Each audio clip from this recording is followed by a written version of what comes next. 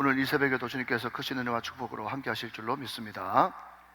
하나님의 복된 말씀 두 군데를 볼 것인데요, 먼저 마태복음 13장 33절 말씀을 먼저 보겠습니다. 이 계시의 말씀을 합독하실 때 살아계신 하나님의 음성을 들을 수 있기를 원합니다. 같이 받들어 봉독합니다. 시작. 또 비유로 말씀하시되 천국은 마치 여자가 가루 서말 속에 갖다 넣어 전부 부풀게 한 누룩과 같으니라. 아멘. 자, 잘 적어 놓으시고요. 같은 본문인데 누가복음 13장으로 가겠습니다. 누가복음 13장 20절 21절의 말씀입니다.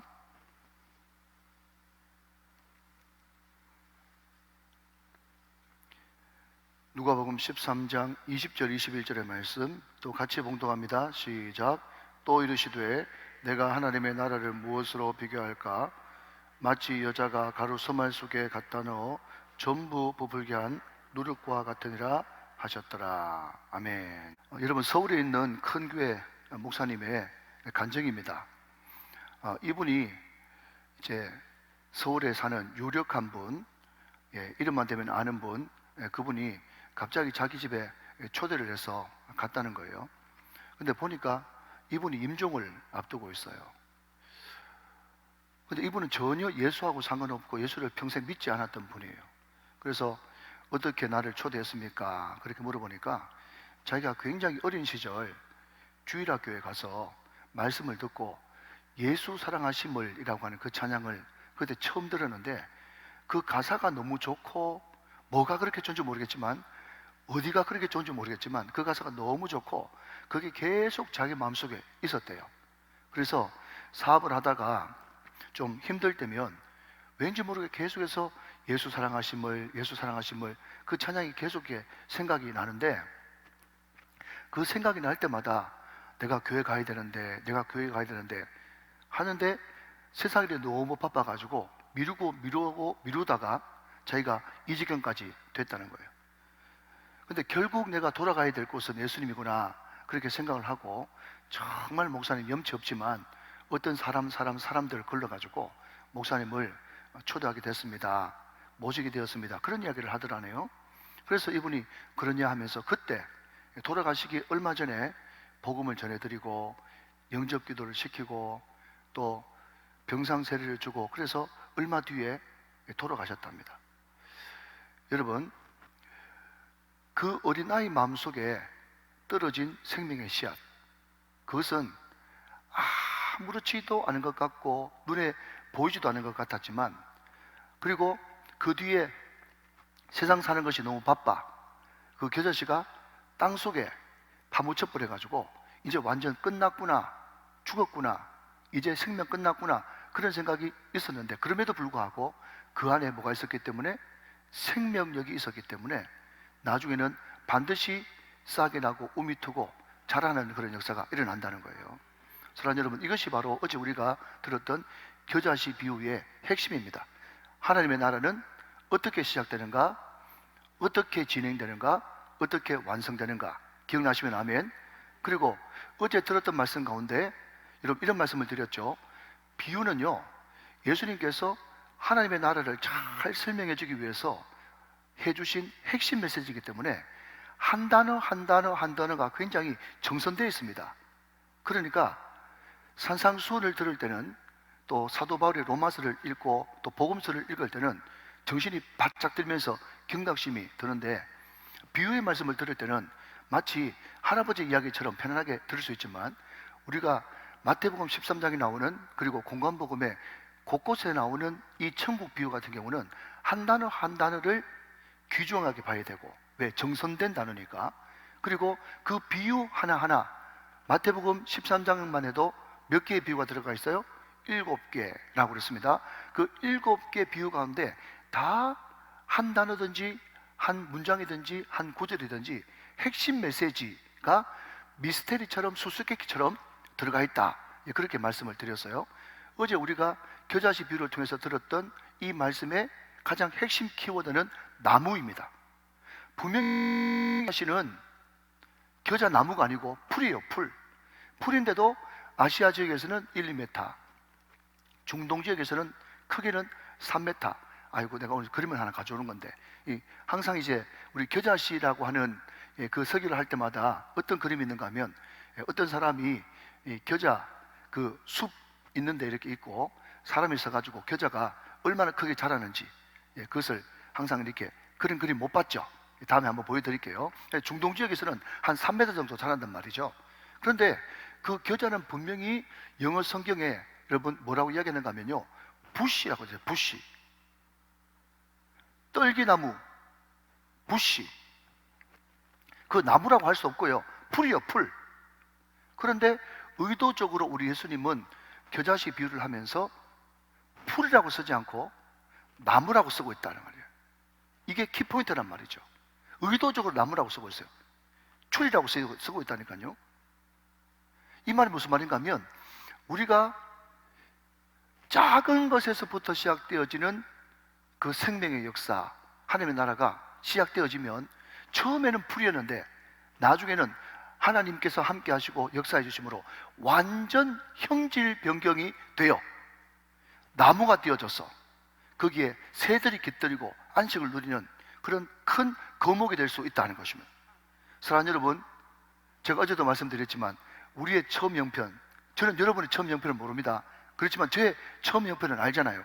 예수의 옛자도 모르고 교회 교자도 모르고 늘 여러분 노는 것 좋아하고 세상 자랑 좋아하고 여러분 잘 나가는 것 좋아하고 철저히 세상적인 제 마음 가운데 생명의 씨앗이 떨어져서 많은 고난과 산전수전 공중전 앞으로 더 겪게 될지 모르겠지만 수많은 하나님의 주물딱으로 말미암아서 어느 순간 점점 크기 시작하는데, 많은 사람들이 여러분 그래도 우리 우정교를 알아주고 여동명 목사를 알아주고 또 하나님 앞에 쓰임 받을 수 있는 그런 나무가 되어가기 시작한단 말이죠. 여러분, 어제도 제 친구 목사하고 이야기를 했는데, 제 친구 목사가 어느 교회를 가봤는데 숫자가, 여러분 교회 숫자가 장난이 아닌데, 죄송합니다, 거기에 다 연세들이 70 이상 되는 분들이 거의 태반이더래요. 청년들이 없어. 젊은 사람들이 없다랍니다. 물론 여러분, 젊은 사람들만 모일 때 약점이 있어요. 우리 권사님들, 연세 높으신 장로님들 다 버티고 있을 때에 그 든든함이 있지만, 그러나 그럼에도 불구하고 교회가 미래가 있으려고 그러면 젊은 사람들이 많이 있어야 되고 청년들이 많이 모여야 되지 않습니까? 그런데 어제 대화 나눴던 그 친구도 젊은 청년들이 많거든요. 그래서 제가 먼저 그런 이야기를 했습니다. 이 목사, 내가 처음 네 전도 받아가지고 예수 믿을 때 내가 이런 목회를 할 줄 누가 알았겠나 말이죠. 하나님이 하셨습니다. 하나님이 하십니다. 하나님이 하실 것입니다.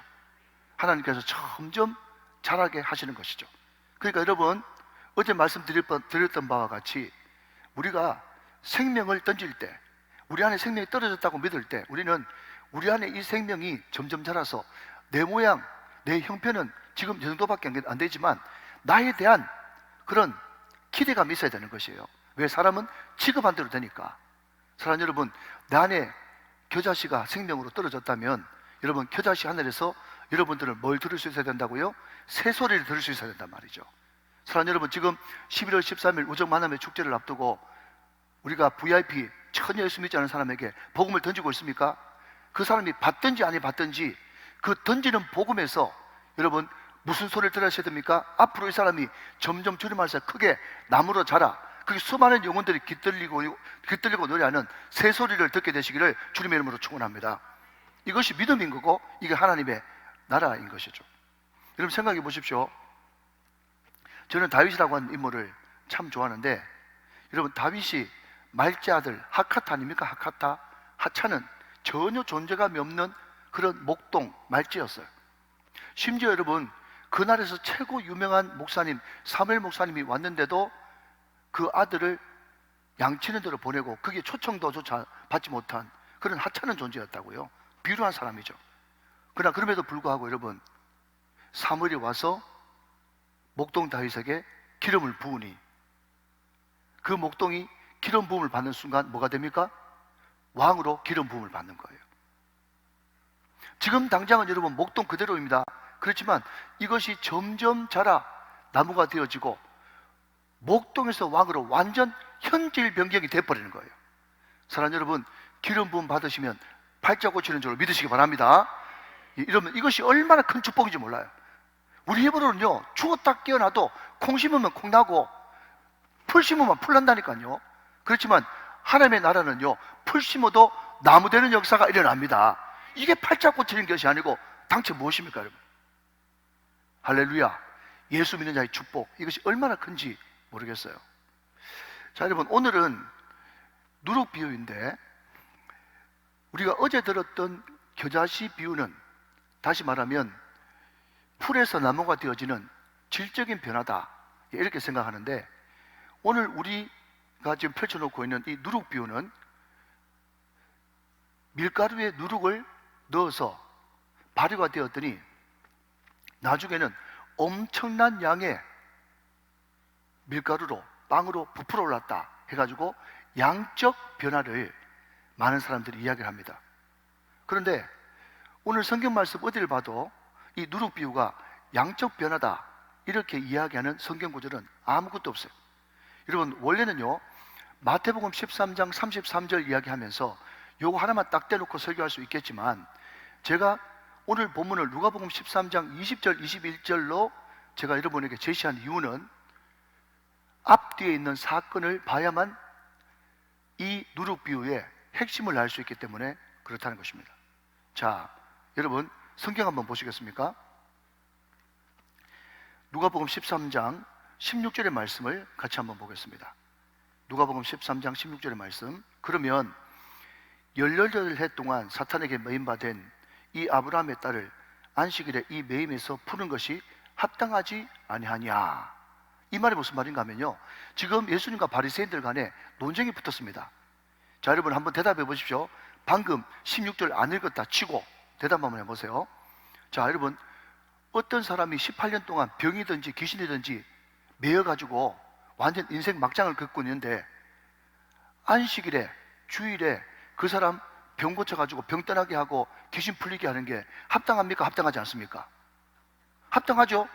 대답하신 분만 오늘 은혜가 임할 거예요. 예, 자꾸 대답을 하셔야 이게 오래 기억에 남는 거예요. 여러분, 우리는 너무 상식적으로 그게 so what? 뭐가 문제냐? 그게 뭔데? 당연한 거지, 이렇게 생각할 수 있지만 이 당시의 바리새인들은요, 병 고치는 행위, 귀신 쫓아내는 행위까지 노동, 일로 봤기 때문에 택도 없는 이유였어요. 여러분, 아무리 그 사람들이 법으로 이렇게 묶어놔도 사람들은 인지상정이라는 게 있잖아요. 그러니까 많은 사람들은 어떻게 생각했는가 하면 바리새인들과 서기관들과 사회두개인과 법 제정하는 사람들이 이런 법을 제정해놔도, 여러분 그런 거 있잖아요. 우리도 동성애 차별금지법 그런 거 이야기하면은 자기들이 여러분 다수 숫자를 가지고 막 밀어붙여가지고 법을 제정해 놨다 할지라도 많은 국민들이 이건 아닌데, 이건 아닌데, 알아듣습니까 여러분? 이건 아닌데, 이거 상식이 아닌데, 그런 정서가 있잖아요. 이때 당시도 말이죠, 절대로 주일날에는 병 고치는 것도 안 되고 귀신 쫓아내는 것도 안 된다 라고 정해놨지만 많은 사람들이 이거 본질이 아닌데 이거 뭐지? 이런 생각을 가지고 있는 차에 30살 청년 예수가 나타나가지고 그 병을 고쳐버린 거예요. 그러니까 네가 왜 안식일에 이런 일을 행하느냐?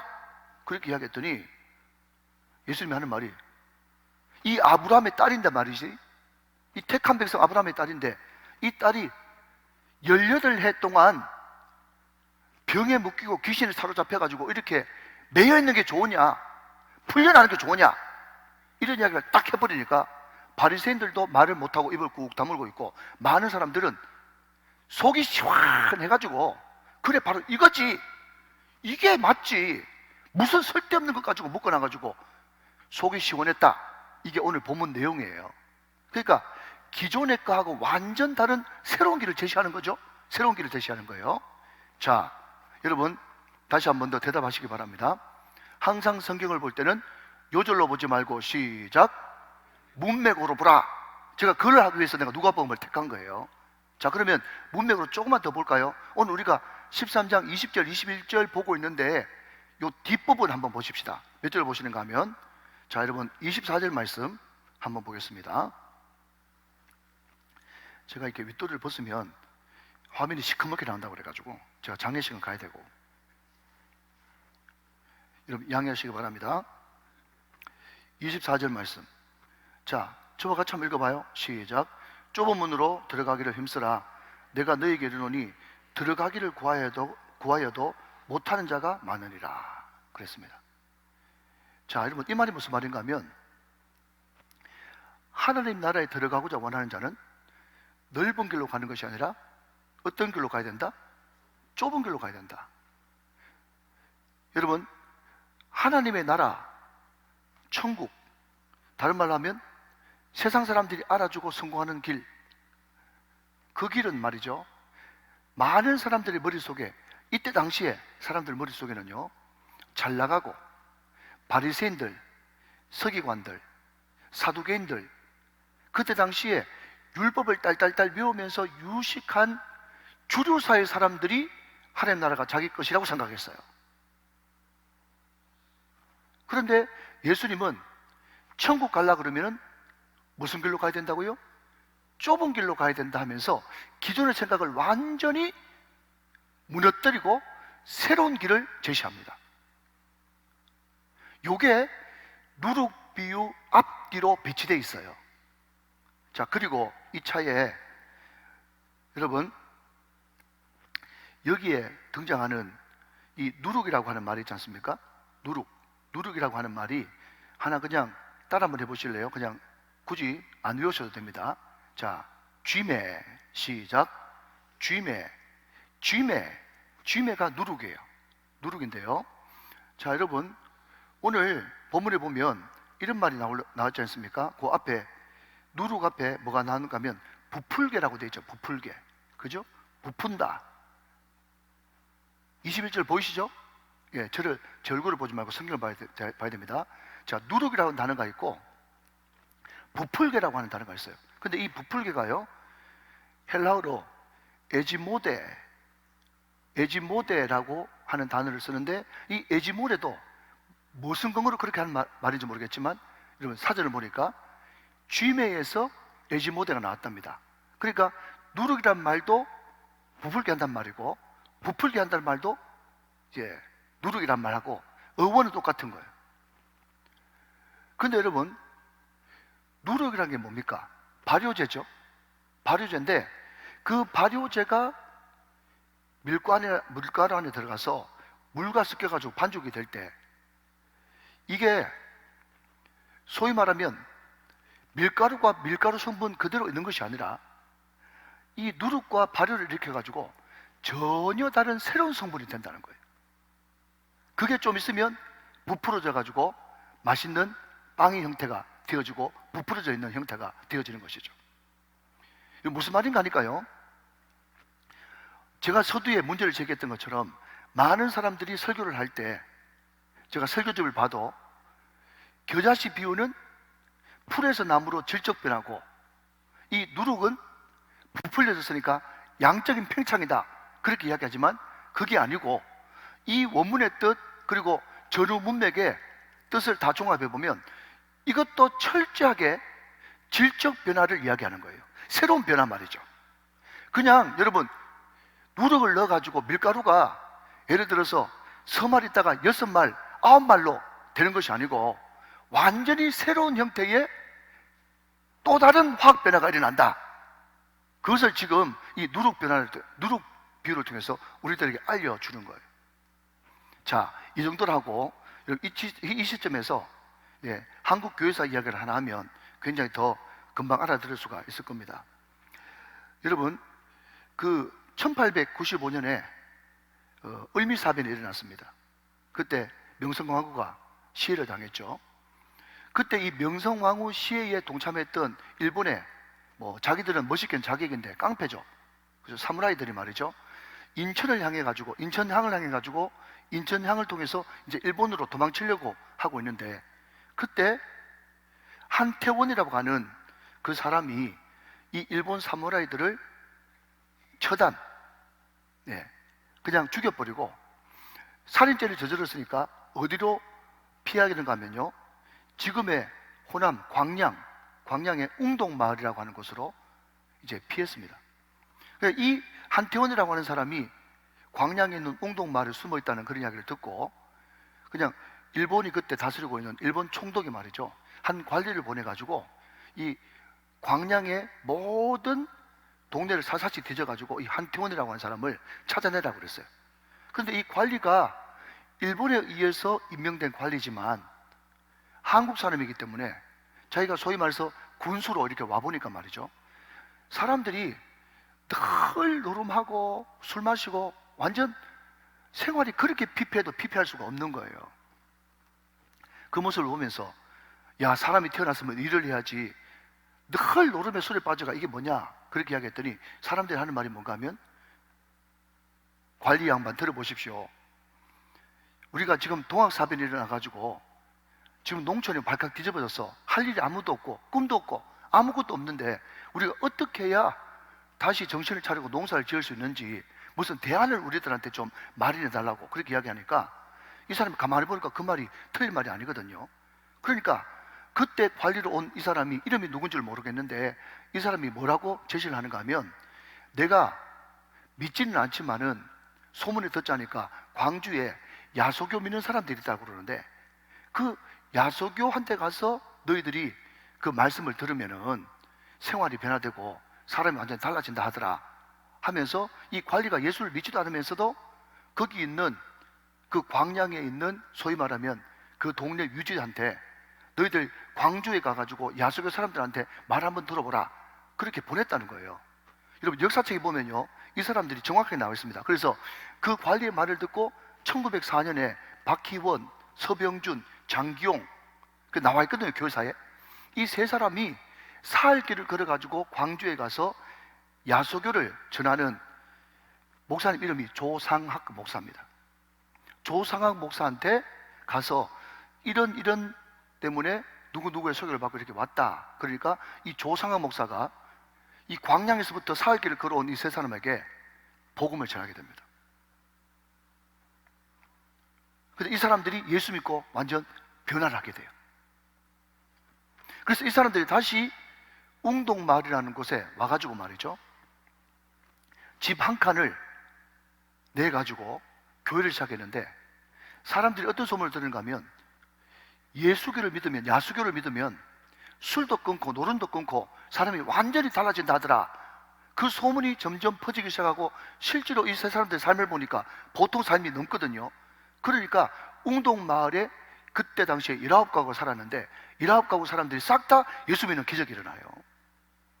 그리고 거기서부터 시작된 이 복음이 말이죠. 그래서 다른 곳에는 대부분 서양 선교사가 피땀 흘려가지고 복음 전해가지고 서양 선교사들에 의해 가지고 복음이 전파되는데, 이 광양, 여수, 순천 여기는요 한국 사람들 자생적으로 삶의 모범을 완전히 예수 믿고 달라지는 그 모습을 보임으로써 예수가 복음이 전파되어져 가지고, 여러분 저는 몰랐는데 제가 어떤 기록을 보니까 광양이, 여수가, 순천이 한때 한참 기독교인가 올라갔을 때는요 전 인구의 85%가 예수를 믿었다는 거예요. 그러니까 여러분 제가 지금 말씀드리는 것은 이 사람들이 예수 믿어가지고 복음 많이 전해가지고, 물론 그렇죠, 복음 많이 전해가지고 양적으로 85% 팽창됐더라 그 이야기를 하는 것이 아니고, 이 사람들이 예수를 영접하고 완전히 이전과는 완전히, 그래서 우리가 여러분 이 말씀을 듣고 난 다음에 이 찬송가를 부를 거거든요. 내가 예수 믿고서 제사함 받아 나의 모든 것 다 변했네. 여러분 이게 영어로 보면요 예수 믿고 모든 것이 everything changed, 모든 것이 다 변화됐다 라는 그 가사 내용이거든요. 여러분 지금 서울은요 25% 예수 믿습니다. 우리 인구 전체는 18% 예수 믿어요. 경상도는요 적게는 5%, 또 어떤 데는 7% 예수를 믿습니다. 그래서 경상도가 많이 깎아먹죠. 그런데 여러분 생각해 보십시오. 서울의 인구가 여러분 25% 예수를 믿는다고 하더라도 그 사람들 때문에 여러분 만약에 이 누룩 비유가, 제가 말씀드리고 싶은 요지는 이 누룩 비유가 놔두면 점점 팽창된다 그러면요 그 사람들 가만히 있어도 인구가 자연스럽게 30%, 40%, 50%, 100% 돼야 이게 정상입니다. 그런데 여러분 우리 울산의 기독교 인구가 우리가 가만히 있는데 6% 7%에서 20% 30% 될까요? 여러분 서울이 25% 4명 중에 1명이 예수 믿는데 그냥 가만히 있으면 자연스럽게 50% 60%막 되는 것입니까? 아닙니다. 이건 절대로 여러분 밀가루에서 밀가루 되는 거 아니에요. 그 밀가루 속에 발효제 전혀 다른 누룩이 들어가가지고 섞임으로써 밀가루가 아닌 완전 다른 것으로서 형질 변경이 되어지고 변화되어져야만이 여러분 맛있는 빵이 구워지는 것처럼 우리 예수 믿는 사람들이 여러분 우리 속에 들어오신 그 예수 그리스도 그분을 인해 가지고 완전히 바뀐 삶을 살아갈 때에 많은 사람들이 우리를 보면서 저거 뭐지?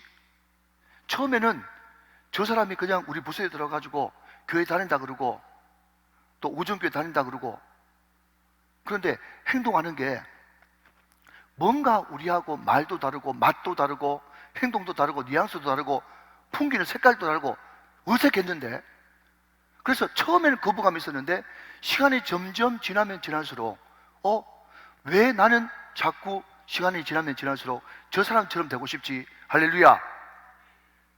내가 왜 시간이 지나면 지날수록 저 사람처럼 되고 싶지? 그게 바로 뭔가 하면 밀가루 안에 누룩이단 말이죠. 이해가 되시면 아멘.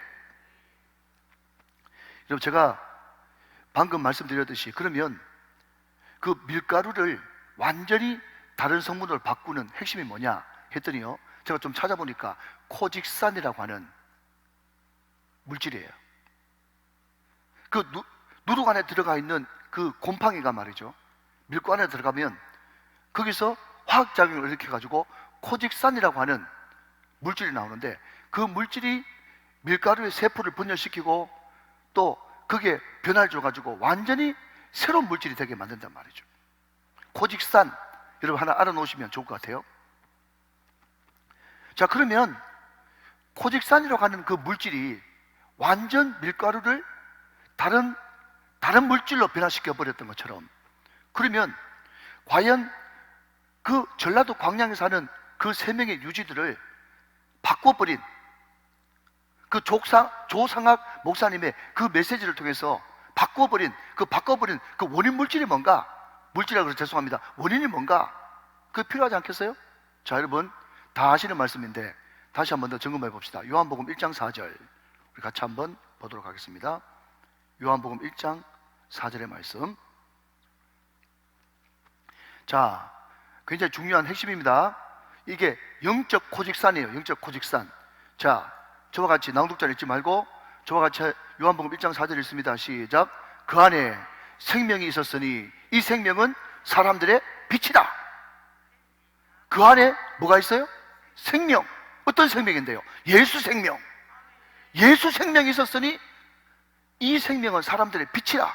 그 예수 생명이 내 마음속에 확 들어오니까 갑자기 내 속에 있는 여러분 예수 믿지 않는 사람 모든 사람들은 누가 주관하고 있어요 지금? 공중권세 잡은 마귀가 날 주관하고 있잖아요. 어둠이 날 주관하고 있지 않습니까? 그런데 여러분 그 생명 안에 있는 빛이 그 사람한테 확 들어가 버리니까 말이죠 어느 순간 내가 이때까지 수십 년 동안 했던 노름 술 먹고 음란하고 더럽고 냄새나는 이 모든 것들이 어느 순간 갑자기 멀리하고 싶은 마음이 생기고 갑자기 예수 닮은 인격 높고 넓고 광대하고 고매한 그 예수의 인격으로 닮아가고 싶은 그런 마음 열망들이 불일 때 일어나는 것입니다. 여러분 이것이 누가 하는 건가 하면요 예수 생명 그 예수 안에 있는 빛이 우리 가운데 비춰졌을 때 그런 일이 벌어지는 것이에요. 여러분 이것이 바로 여러분 내가 좀 고상해지는 겁니까? 여러분 도 닦아가지고 내가 좀 여러분 말도 조심하고 행동도 조심하고 도 닦아서 그래 되는 겁니까? 아니요. 도 닦는 사람들은요 금방 상황이 극단으로 몰리면 옛날 습관 확 튀어나와 버립니다. 왜? 질적으로 화학적 변화가 안 일어났기 때문에. 그렇지만 여러분 완전히 변화가 일어나면 이것을 여러분 뭐라고 그럽니까? 니고데모는 거듭났다 그래요. 거듭났다. 거듭나기 위해서는 전제가 뭡니까? 옛사람이 죽어야 되는 거예요. 옛사람이 죽고 내가 거듭나서 예수 안에 내 안에 예수 생명이 있고 예수의 빛이 들어오기 시작하면요 Everything changed. 모든 것이 다 변화된단 말이죠. 오늘 저와 여러분에게 이 은혜가 넘치시기를 주님의 이름으로 축원합니다. 여러분, 이것을 경험해야 되는 거예요. 예수 생명. 자, 여러분 한 구절 더 보시죠. 고린도후서 4장 10절 말씀을 한 절 더 보겠습니다. 사도 바울의 고백을 들어보시죠. 고린도후서 4장 10절. 자, 또 같이 한번 읽어봅시다. 시작. 우리가 항상 예수의 죽음을 몸에 짊어짐은 뭐의 생명이? 예수의 생명이 또한 우리 몸에 나타나게 하려 함이라. 할렐루야. 여러분, 방금 이 사도 바울의 고린도후서 4장 10절의 고백이 뭐죠? 우리가 피택자들이 12주 동안 계속해서 반복해서 공부한 나는 죽고 예수로 사는 삶인 거예요. 예수 생명이 내 안에 들어왔기 때문에 나의 옛사람은 죽었기 때문에 여러분 우리는 거듭날 수가 있는 거죠. 나는 죽고 예수로 사는 삶, 그게 바로 거듭나는 삶이라는 것입니다. 거듭나지 못하면 절대로 하나님 나라를 볼 수 없느니라. 믿으시면 아멘 하시기 바랍니다. 여러분, 이 생명이 나에게 들어올 때 이 생명은 살리는 인생이고 살리는 능력이고 달리는 영성이 되어지는 것이죠.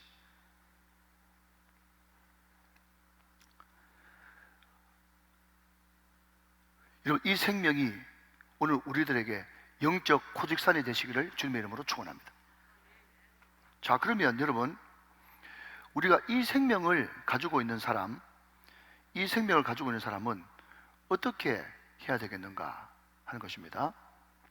자, 여러분 보십시오. 오늘 성경 말씀을 한번 더 다시 보시죠. 네, 21절 한번 보세요. 자, 21절 보시면 마치 여자가 가루 서말 속에 갖다 넣어 전부를 부풀게 한 누룩과 같으니라 하셨더라 그랬습니다.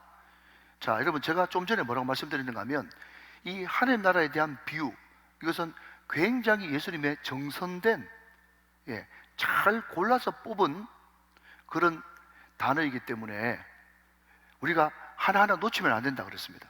자, 여러분, 이렇게 한번 대답해 볼까요? 자, 이렇게 한번 질문해 볼게요. 여기에 21절에 보니까 마치 여자가 가루 서말 속에 갖다 넣어 전부를 부풀게 한 누룩이라고 그랬잖아요. 그러면 여러분, 가루 서말, 그러니까 이 하나님 나라 비유를 읽을 때는 뭐라고 읽어야 되는가 하면 왜 하필이면 서말이지? 이것도 좋은 질문이에요. 그렇지 않겠습니까? 여러분, 한 말도 되잖아요. 한 말도 되잖아요. 여러분, 그보다 더 적을 수도 있잖아요. 그보다 더 적어도 누룩보다 훨씬 많으니까.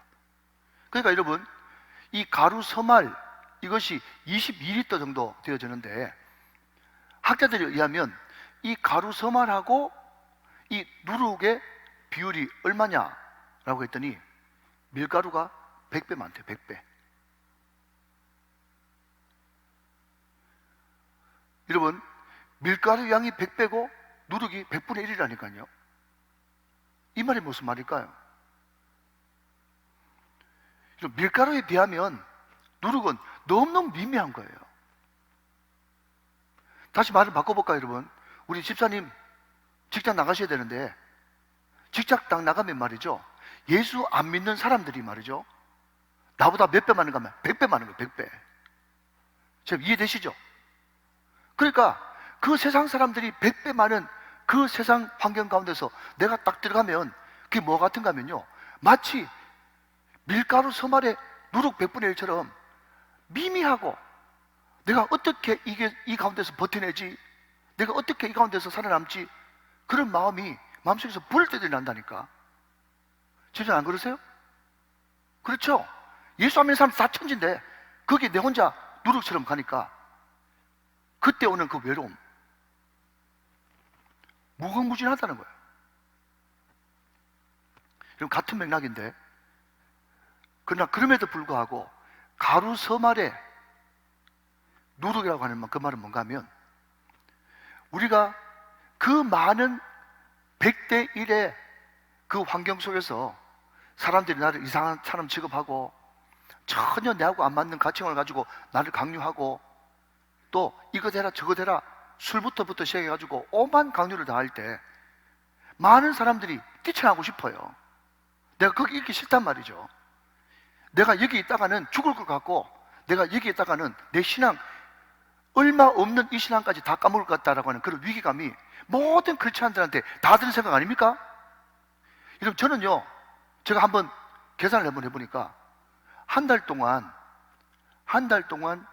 제가 지냈는데, 내가 예수 안 믿는 사람들 언제 만나봤냐 했더니, 제가 우연히, 죄송합니다, 잘 다니지도 않지만 뭐 기름을 전부 다 우리 부목사님한테 놓으니까 제가 우연히 애꿎된 기름을 보면서 주유소에 가가지고 주유소 직원 만난 거, 그게 처음이더라고. 여러분, 저는 완전히 믿는 사람들 안에 사니까 세상 물정을 몰라요, 여러분. 있는 그대로 말씀드리면. 그런데 여러분들은 눈만 뜨고 바깥에 나가면 전부 다 세상 안 믿는 사람들 만나지 않습니까? 그러니까 그 가운데서 얼마나 압박감이 심하겠어요. 여러분, 오늘 가루서말의 누룩이라고 하는 그 말은 뭔가 하면, 그럼에도 불구하고 그 자리를 이탈하면 안 된다는 거예요. 이건 전혀 엉뚱한 적용인데, 혹시 직장생활 힘들어가지고 직장 그만두려고 하신 분 한 분 계십니까? 오늘 이 말씀을 듣는 분 가운데 한 분 계신 것 같아요. 그 유혹입니다. 제가 단호하게 말씀드립니다. 그 유혹이 유혹. 그만두지 마십시오. 머물러 있어야 됩니다. 머물러 있는데 어떤 상태로 머물러 있는가 하면요,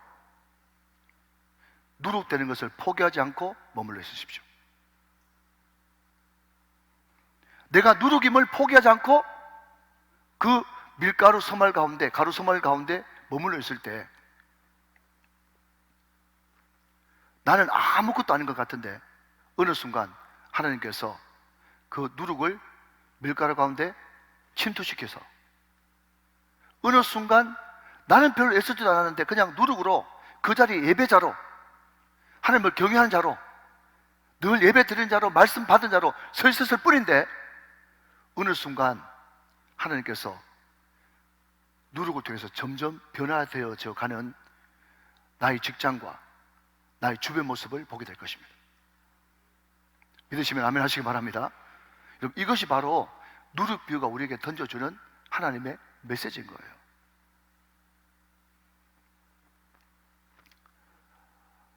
여러분, 말씀을 맺겠습니다. 자, 성경 말씀 한번 찾아보겠습니다. 한번 좀 띄워주시죠. 네, 이사야 60장 22절 말씀 같이 한번 보겠습니다. 이사야 60장 22절의 말씀.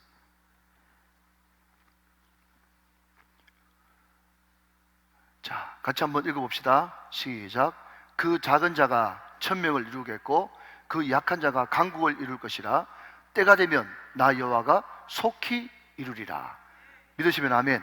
여러분, 우리는 적지만 우리가 계속해서 누룩되기를 포기하지 않고 그 자리에 머물러 있으면 하나님께서 어느 순간, 처음에는 왕따 당하고 처음에는 이상한 사람 취급받는데 어느 순간 하나님께서 자연스럽게 열매 맺게 하셔서 작은 자가 천을 이루는 그런 역사가 나타날 것이다 라고 구약 성경 이사야를 통해서 이미 말씀해 주시는 것입니다. 한 구절만 더 보겠습니다. 신약 성경 누가복음 12장 32절의 말씀을 같이 보겠습니다. 누가복음 12장 32절의 말씀.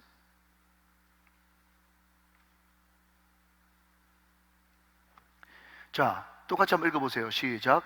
적은 무리여 무서워 말라. 너희 아버지께서 그 나라를 너희에게 주시기를 기뻐하시느니라. 아멘. 우리는 적은 무리지만 하나님의 나라의 통치를 계속해서 받기를 기뻐하면서 그 자리에 머물러 있고 누룩되기를 포기하지 않고 그 자리에 서 있으면 하나님께서 반드시 나를 통해서 수많은 사람들이 변화되어져서 공동체 전부, 제가 시간 없어서 설명하지 않겠지만 오늘 이 말씀 가운데 또 키워드 되어지는 말씀 중에 하나가 전부입니다. 전부. 전부를 하나님께서 점점 변화시켜주는 그런 영적인 화학 변화가 일어나는 역사가 있을 것입니다. 오늘 이 말씀을 붙들고 소망 가운데 승리하시기를 주님의 이름으로 축원합니다.